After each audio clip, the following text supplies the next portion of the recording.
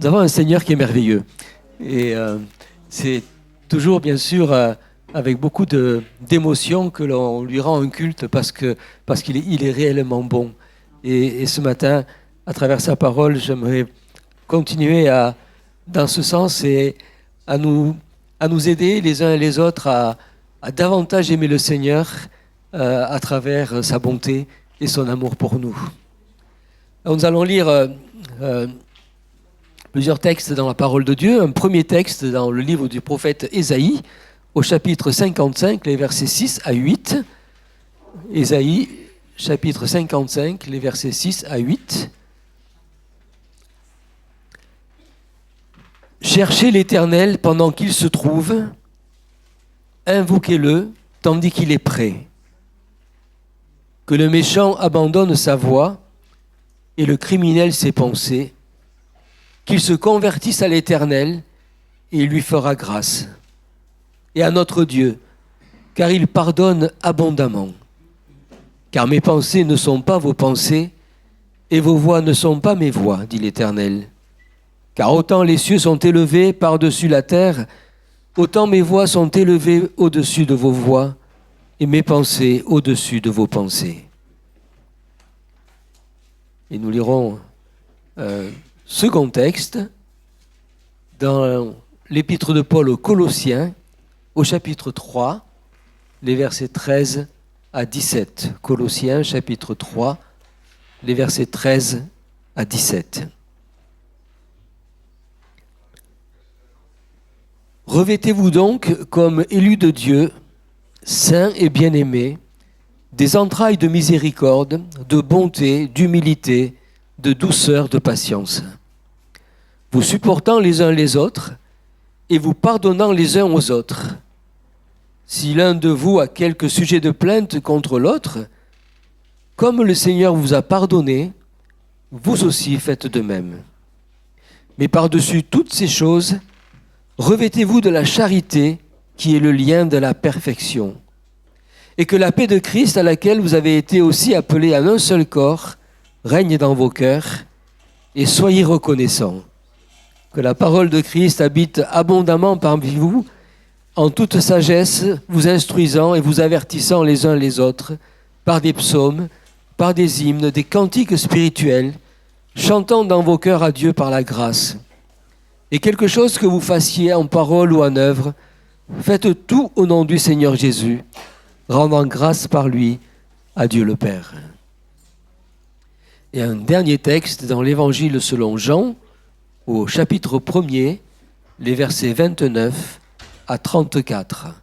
Jean, chapitre 1er, versets 29 à 34. Le lendemain, il voit Jésus venant à lui et il dit : Voici l'agneau de Dieu qui ôte le péché du monde.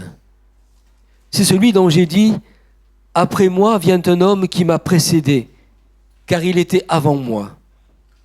Et moi, je ne le connaissais pas. Mais c'est afin qu'il fût manifesté à Israël que je suis venu baptiser d'eau. Et Jean rendit ce témoignage en disant : J'ai vu l'Esprit descendre du ciel comme une colombe, et il est demeuré sur lui.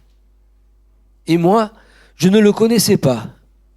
Mais celui qui m'a envoyé baptiser d'eau, celui-là m'a dit : Celui sur qui tu verras l'Esprit descendre et demeurer, c'est celui qui baptise de l'Esprit Saint.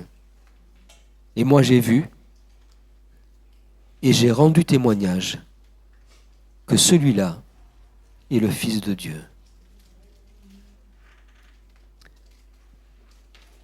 Voici l'agneau de Dieu qui ôte le péché du monde. Le pardon, être pardonné, pardonner aux autres. Le pardon, une puissance qui libère. Quelqu'un a écrit un ouvrage là-dessus. Et si le pardon était la clé de la liberté, ou la clé pour résoudre les conflits. Nous vivons dans un monde qui est un monde de conflits. Les conflits sont incessants, que ce soit au niveau international, que ce soit au niveau national, au niveau social, que ce soit au niveau familial, que ce soit au niveau d'église aussi, malheureusement. Nous vivons dans un monde de conflits permanents. Parce que tout le monde veut avoir raison, ou parce que, tout simplement, on manque d'humilité et d'amour, et de compréhension les uns vis-à-vis des autres. On manque de respect les uns vis-à-vis des autres. Notre monde aurait bien besoin de comprendre ce qu'est le pardon. Mais peut-on toujours pardonner? Peut-on pardonner sans oublier? Ce sont des questions que l'on nous pose, que l'on se pose. Alors, faut-il toujours pardonner? Comment s'y retrouver au milieu de toutes ces questions? Parce que qui dit pardon dit nécessairement qu'il y a eu une offense, une faute, une maladresse, un conflit, une mésentente, une mauvaise relation, rivalité. Alors, ce matin, je vous invite à méditer sur le fondement du pardon. Quel est le fondement du pardon et comment être pardonné, mais aussi comment pouvoir pardonner à ceux qui nous font du tort. Voici l'agneau de Dieu qui enlève le péché du monde. Cette parole de Jean-Baptiste au sujet de Jésus est le fondement du pardon de Dieu. On le voit dans la Bible, Dieu se présente toujours comme un Dieu qui pardonne, dès les origines. Dès l'origine de l'humanité, après la chute, c'est Dieu qui va encore chercher Adam et Ève. C'est Dieu qui va encore dire « Où es-tu, Adam ?» alors qu'il a été offensé. Dieu aurait très bien pu dire à ce moment-là « Terminé. Je ne vous parle plus, je ne vous cause plus. Restez où vous êtes. C'est terminé. Vous avez désobéi, c'est fini. » Ce n'est pas ce que Dieu a fait. Dieu a puni, c'est vrai, mais Dieu a pardonné aussi. Dieu a restauré aussi. Dieu est allé chercher Adam et Ève. Et à nouveau, il a rétabli la relation, alors qu'il aurait très bien pu faire autre chose et les oublier, les laisser dans leur situation. Et lorsqu'on lit le Premier Testament, tout au long du Premier Testament, c'est la même histoire entre Dieu et le peuple d'Israël. C'est la même histoire. Le peuple n'arrête de pécher, de désobéir, et Dieu est toujours là en train de revenir vers eux. Dieu est toujours celui qui pardonne. Dieu pardonne sans cesse. Il ne se lasse pas de pardonner, nous dit le prophète Ésaïe. Et lorsque nous lisons et nous passons au Second Testament, nous voyons à quel point c'est en Jésus-Christ que prend encore ce pardon de Dieu. Et il est encore plus grand et encore plus fort. Imaginez-vous. Voici l'agneau de Dieu qui enlève le péché du monde. Nous devons réaliser que ce que Jésus-Christ a fait sur la croix, son sacrifice, a enlevé le péché du monde entier. Du monde entier pour tous les humains de tous les siècles, pour des milliards d'êtres humains. Le sacrifice de Jésus est tout suffisant pour le pardon de ses péchés. Il enlève, il annule toute condamnation. Il n'y a plus de condamnation pour ceux qui sont en Jésus-Christ. Dieu est capable de tout effacer, même de tout oublier. Les pires offenses que nous avons pu faire ou que nous faisons parfois, nos pensées, nos paroles, rien n'est impardonnable pour Dieu en Jésus-Christ. Rien n'est impardonnable sauf un péché qui n'est pas pardonnable. Le péché contre le Saint-Esprit. Alors, le péché contre le Saint-Esprit a fait couler beaucoup d'encre. Et bien souvent, il s'est posé la question, mais c'est quoi ce péché qui n'est pas pardonnable? me semble que la réponse est très simple. C'est tout simplement le péché de refuser la grâce. C'est de ne pas vouloir être pardonné, c'est tout. C'est de refuser le pardon. Il n'y a qu'une chose que Dieu ne peut pas pardonner, c'est lorsque nous refusons le pardon. Mais si nous accueillons son pardon, Dieu pardonne tout. Les pires des choses que nous pouvons faire. C'est ça la grâce. C'est ça l'immensité du pardon de Dieu. C'est ça l'immensité du sacrifice de Jésus. Pour tous les hommes, pour tous les temps, et une fois pour toutes. Le sacrifice de Jésus a tout pardonné. Mais on le sait, justement à cause de cela que le pardon de Dieu fonctionne lorsqu'on l'accueille. Le pardon fonctionne parce qu'il est donné généreusement à tous, mais il prend corps quand on l'accueille, quand on se l'approprie. Sinon, il ne sert à rien. Jésus a porté toutes nos fautes sur la croix. Il a été ce remède au péché parce qu'il a été puni à notre place, que si nous l'acceptons, nous ne serons pas punis comme nous le méritons.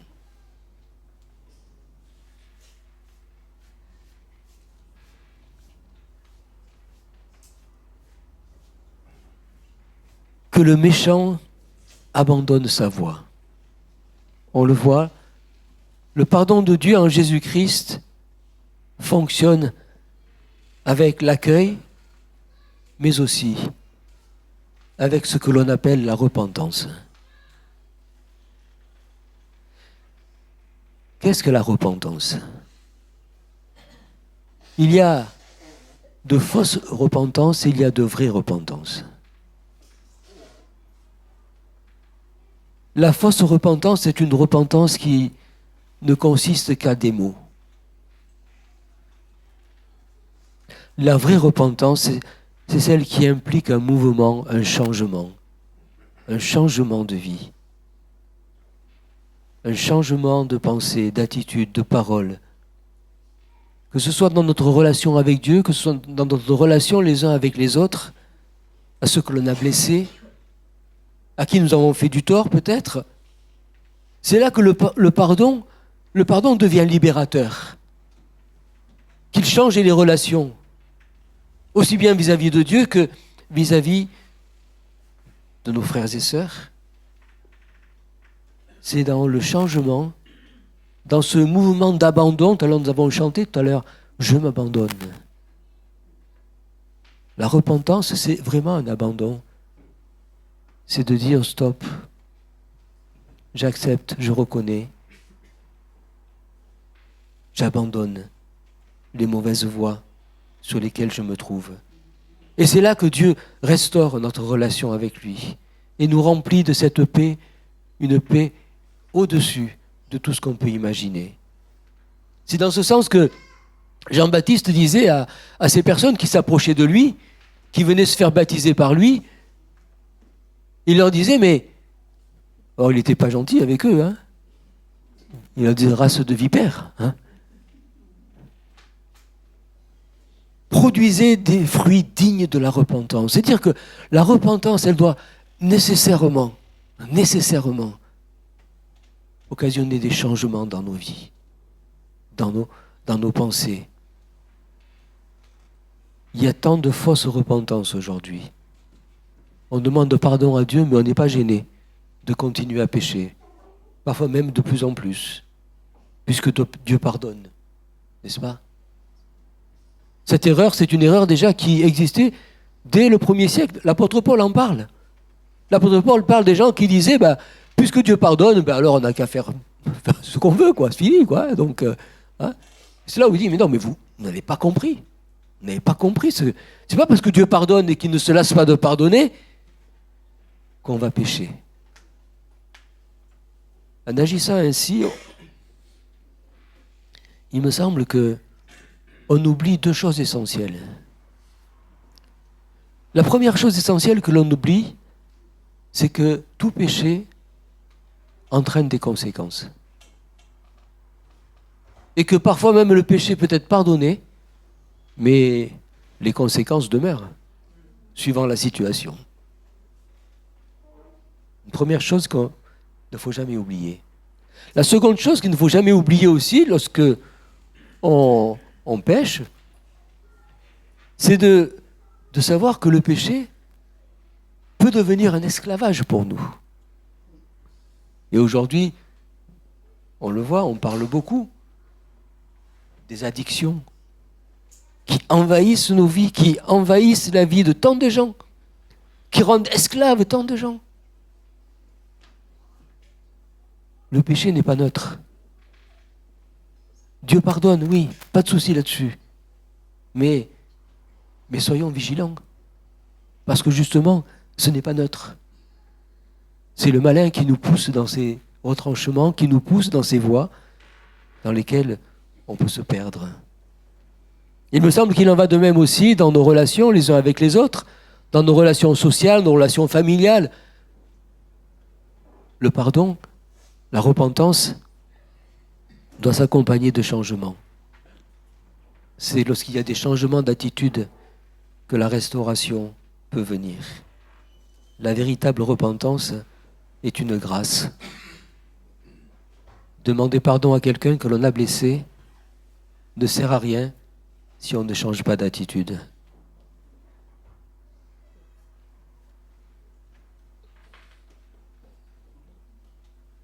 Comme le Seigneur vous a pardonné, faites de même. C'est sur la base de son pardon que Dieu nous demande de nous pardonner et de pardonner à tous ceux qui nous ont fait du tort. Ici, dans ce troisième point, dans ce dernier point de ce message, nous arrivons à ce qui peut nous paraître difficile. Difficile parfois suivant les situations. Il faut le reconnaître. Il y a en effet des situations où il est difficile pour nous, soit de demander pardon à ceux que l'on a offensés, soit de pardonner à ceux qui nous ont offensés. Lorsque, par exemple, les conséquences de la faute sont irréversibles, difficile de pardonner. Lorsque le mal qui a été fait a produit des conséquences irréversibles, c'est difficile de pardonner. Et pourtant, Jésus nous invite à le faire. Pourquoi ? Il nous invite à le faire parce que Dieu sait que le pardon est libérateur.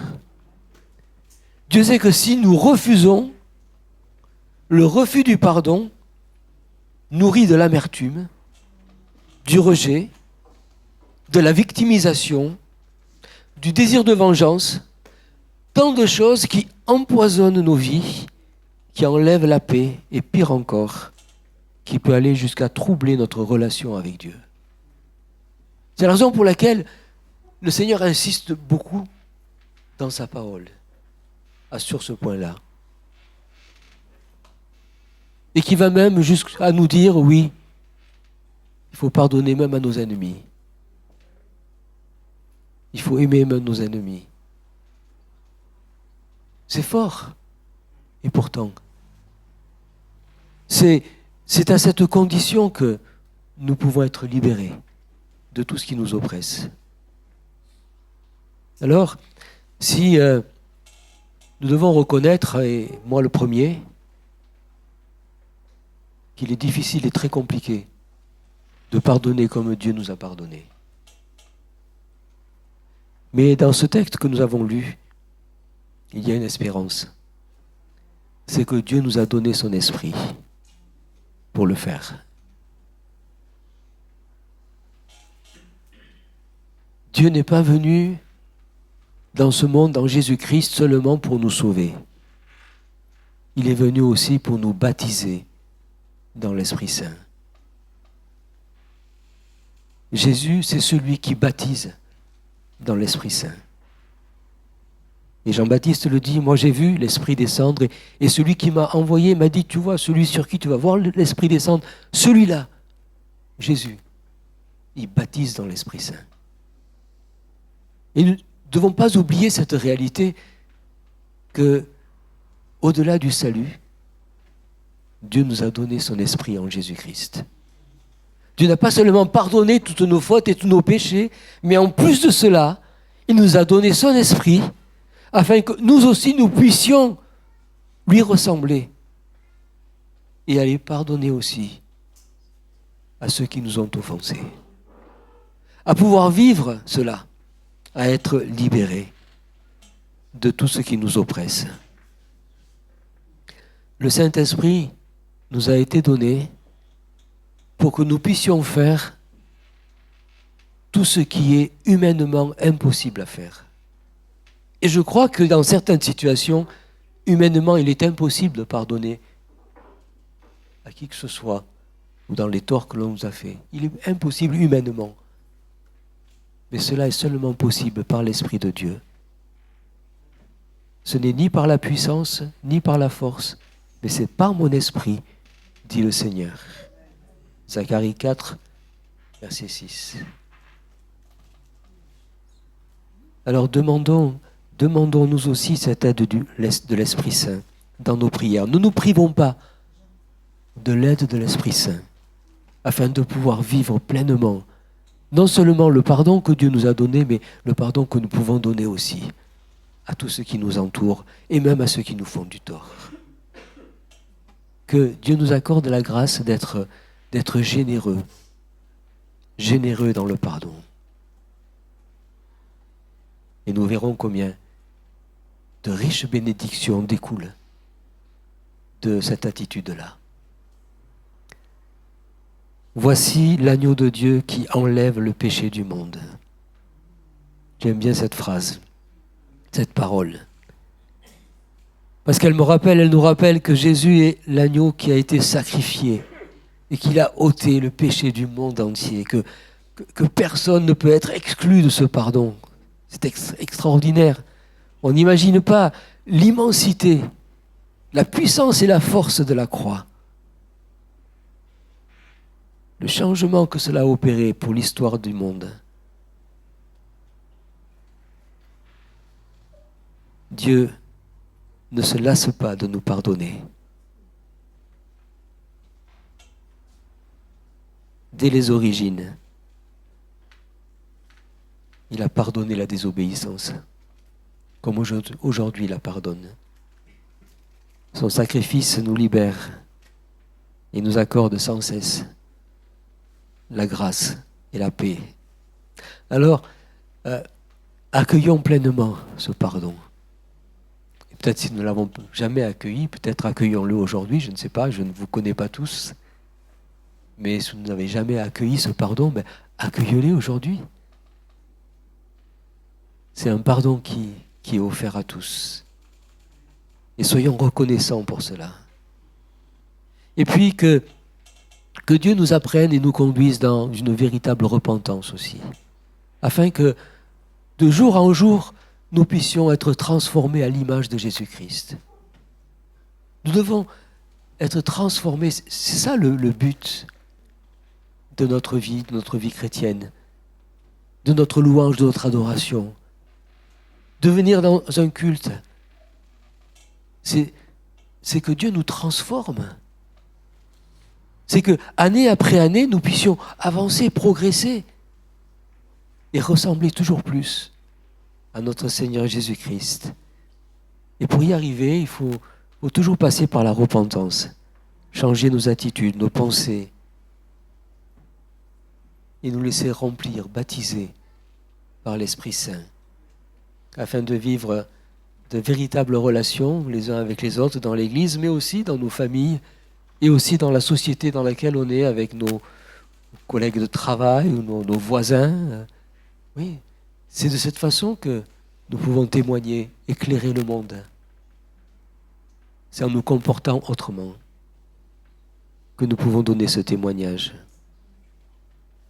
Que Dieu bénisse sa parole, qu'il nous bénisse chacun, et que pour l'année nouvelle qui est devant nous, ce soit pour nous une année encore de transformation, que nous ressemblions toujours un peu plus à notre Seigneur Jésus-Christ.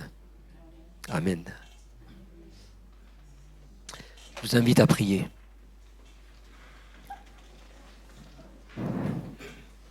Seigneur Jésus, oui, tu es réellement l'agneau de Dieu qui a ôté le péché du monde par ton sacrifice à la croix. Comment ne pas te louer, t'adorer? Comment ne pas te remercier pour ce que tu as fait pour nous? De ce qu'en toi, nous sommes libérés de toute condamnation. De ce qu'en toi, nous sommes accueillis auprès de Dieu. Nous ayons l'assurance de la vie éternelle. Comment ne pas te remercier, Seigneur? Comment ne pas te prier aussi pour celles et ceux qui n'ont peut-être pas encore accueilli ton pardon et ta grâce, afin que tu les conduises par ton esprit, tu les attires vers toi. Garde-les, garde-nous, Seigneur, et de ne pas refuser ta grâce et ton pardon. Et nous te prions, Seigneur, de réellement changer nos vies chaque jour, chaque instant. Apprends-nous, Seigneur, à vivre de véritable repentance chaque fois que cela est nécessaire. Pardonne-nous, Seigneur, si parfois nous oublions de le faire. Et donne-nous la force de ton esprit de pouvoir pardonner à tous ceux qui nous font du tort. Que ce soit dans notre travail, que ce soit dans notre voisinage, que ce soit dans nos amitiés, que ce soit aussi dans l'Église, Seigneur. Donne-nous d'être à ton image, de véritables témoins de ton amour et de ta grâce. Bénis, Seigneur, cette Église d'Arnouville, bénis chaque membre de l'Église, chaque famille, bénis les conseillers, bénis le pasteur, bénis son épouse, ses enfants, bénis chacun, Seigneur. Et continue à bénir ton Église ici et son témoignage pour ta gloire. Dans le nom de Jésus. Amen.